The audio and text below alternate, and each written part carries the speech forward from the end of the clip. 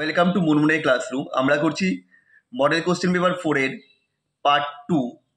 Part 1টা তোমাদের দেওয়া আছে, পেয়ে যাবে প্লেলিস্ট থেকে। 4 এর 2 নম্বর কোশ্চেন অথবা কোন শ্রেণীর ক্লাসের ক্ষেত্রে সরল ও দেহকেন্দ্রিক সমস্ত প্রকার কোষ থাকে? এটা হচ্ছে অর্থোরম্বিক শ্রেণীর ক্লাসে। পরের অঙ্কটা হেনরি সূত্রের ধ্রুবকটি কোন কোন বিষয় নির্ভরশীল, ঠিক আছে, কিন্তু পরের পার্টে যে অঙ্কটা আছে এই অঙ্কটি কোথাও ভুল আছে। কারণ দেখো এখানে জানতে দিয়েছে বিয়োজন মাত্রা কত আর নিচে দিয়ে দিয়েছে বিয়োজন মাত্রা 0.04। সুতরাং এটা একটু ভুল আছে, আমাদের দেখে নিতে হবে। প্রথম পার্টটা দেখি, হেনরি সূত্রের ধ্রুবকটা KH এর মান যে সকল বিষয়ের উপর নির্ভরশীল তা হলো: 1 নম্বর, এটি গ্যাসের প্রকৃতির উপর নির্ভরশীল। 2 নম্বর, তরল দ্রাবকের প্রকৃতির উপর নির্ভরশীল। 3 নম্বর, উষ্ণতা বাড়লে KH এর মান বৃদ্ধি পায়। এইভাবে পয়েন্ট করে লিখলে নাম্বারটা বেশি আসার সম্ভাবনা আছে। আর সেকেন্ড পার্টের অঙ্কটা আমি আয়ের মান অবধি বের করে দিয়েছি।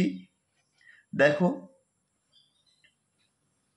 ∆TF = I KF W2 × 1000 / M2 W1 করে আয়ের মান বের 0.1। এখান থেকে আর ওই এটা বের করিনি এর মানটা,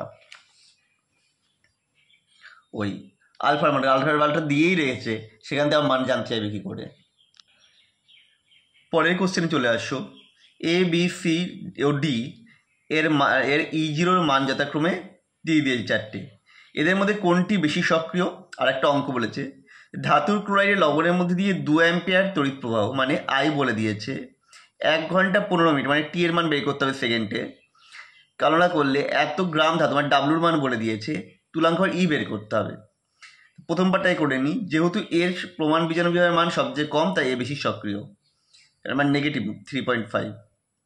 তারপরটা আমরা করতে যাচ্ছি W = EIT/F করে ভ্যালুগুলো পুট করে দিয়েছি, আসছে 32.53, অর্থাৎ ধাতুটির ক্লোরাইড তুলাঙ্ক ভার হবে 32.53। পরের কোশ্চেনটা, ঘরের উষ্ণতা একটি বিক্রিয়ার E0, ΔG এবং সাম্যধ্রুবকের মান গণনা করতে বলেছে। বিক্রিয়াটা দিয়ে দিয়েছে আমাদের কাছে, প্রদত্ত কী আছে সেটা দিয়ে দিয়েছে, দুটোর E0 ভ্যালু। প্রথমে আমি E0 সেল বের করে নিলাম, E ক্যাথোড - E অ্যানোড করে। তারপরে এটা করা হলো ∆G0 = -NF E0 সেল, সেই ভ্যালুগুলো পুট করে দিয়েছি, ভ্যালু পেয়ে গেছে 1 কিলোজুল।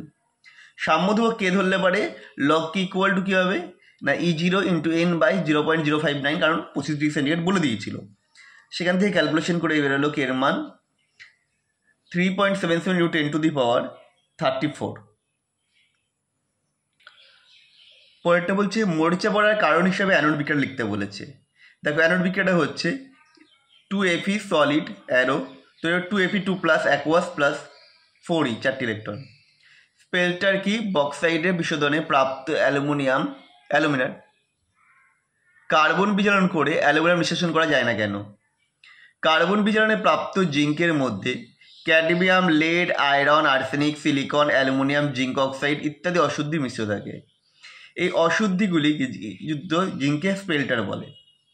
বক্সাইড বিশোধনে প্রাপ্ত অ্যালুমিনা থেকে কার্বন বিজারণ পদ্ধতিতে অ্যালুমিনিয়াম ধাতু নিষ্কাশন করা যায় না, কারণ আবার সেই পয়েন্ট করে লিখছি বেশি নাম্বারের জন্য। অ্যালুমিনিয়াম তীব্র তড়িৎ ধনাত্মক মৌল হওয়ায় অক্সিজেনের প্রতি তীব্র আসক্তি রয়েছে, সেই কারণে Al2O3 সুস্থির নয়, তাই উচ্চ উষ্ণতা থেকে কার্বন দ্বারা বিজারিত করা সম্ভব হয় না। পরেরটা 2 নম্বর পয়েন্ট, উচ্চ উষ্ণতায় অ্যালুমিনিয়াম কার্বনের সাথে বিক্রিয়া করে অ্যালুমিনিয়াম কার্বাইডে পরিণত হয়, ফলে অ্যালুমিনিয়াম ধাতু নিষ্কাশন করা সম্ভব হয় না। এই হলো দুটো কারণ। নেক্সট কোশ্চেন, অথবা জিঙ্ক ব্লেন্ড আকরিকের তাপ জ্বালানোর সময় উষ্ণতা নিয়ন্ত্রণ করার প্রয়োজন হয় কেন? আর লিচিং কি? জিঙ্ক ব্লেন্ড আকরিকের তাপ জ্বালানোর সময় উষ্ণতা বায়ুপ্রবাহ নিয়ন্ত্রণ করা প্রয়োজন। বায়ুপ্রবাহের পরিমাণ বেশি হলে ZnS জারিত হয়ে ZnSO4 পরিণত হয়। দিকে লিখে দিয়েছি ZnS+2O2 অ্যারো ZnSO4 তৈরি হচ্ছে। এই ZnSO4 পরবর্তী কার্বন পর্যায়ে বিজারিত হয়ে পুনরায় ZnS পরিণত হয়, যা ছিল আপনি চলে এলো ZnSO4 + 4C arrow ZnS + 4CO। চুল্লির উষ্ণতা 800 ডিগ্রি সেন্টিগ্রেড বেশি থাকলে উচ্চ উষ্ণতায় ZnSO4 বিয়োজিত হয়ে জেটনতে পরিণত হয়। এই কারণে উষ্ণতাটা 800 ডিগ্রি সেন্টিগ্রেডে বেশি করা হয়। বিক্রিয়া লিখে দিয়েছি 2 ZnSO4 অ্যারো, এর ওপর ডেল্টা, এখানে জায়গা ছিল আমার নিচে লিখেছি 2ZNO plus 2SO2 plus O2।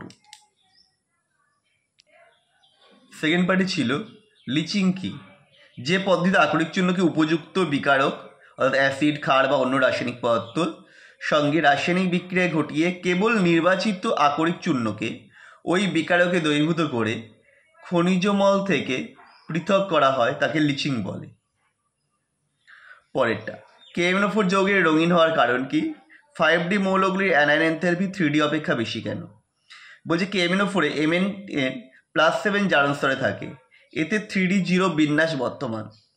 KMnO4-এর গাঢ় বেগুনি বর্ণ DD স্থানান্তরের মাধ্যমে ঘটে না, তাই চার্জ স্থানান্তরের মাধ্যমে বর্ণের সৃষ্টি হয়।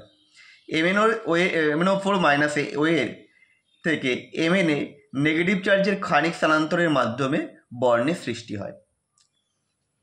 5D মৌলগুলির অ্যানায়ন এনথালপি 3D মৌল অপেক্ষা বেশি কারণ 1 নম্বর, ল্যান্থানাইট সংকোচনের ফলে ব্যাসার্ধ হ্রাস পায়। 2 নম্বর, পরমাণুর নিউক্লিয়াসে প্রোটন সংখ্যা অর্থাৎ নিউক্লিয়ার চার্জ বেশি হয়। এই দুই কারণে যোজক কক্ষ থেকে এক বা একাধিক ইলেকট্রন অপসারণ করতে অধিক শক্তির প্রয়োজন হয়, ফলে আয়নায়ন এনথালপির মান বেশি হয়। পরের কোশ্চেন, আজকে লাস্ট কোশ্চেন, অ্যালাইগ্লিক ব্রোমিনেশনের জন্য একটি বিকারকের নাম, এটা হবে NBS বা N-ব্রোমোসাক্সিনামাইড।